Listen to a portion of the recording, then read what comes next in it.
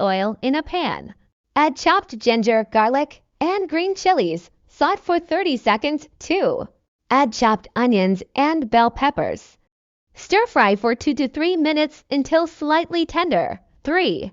Add soy sauce, chili sauce, tomato ketchup, and vinegar. Mix well. 4. Pour in water or vegetable stock and bring to a simmer. 5. Add the corn flour slurry and stir continuously until the sauce thickens. 6. Adjust salt and sugar to taste. Step 3. Combine Manchurian balls with sauce ***. 1.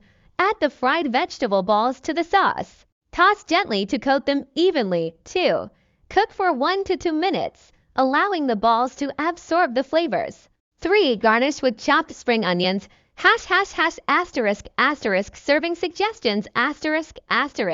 Serve hot as an appetizer or with fried rice or noodles for a complete meal. For a gravy version, add more water or stock to the sauce. Enjoy your homemade Manchurian.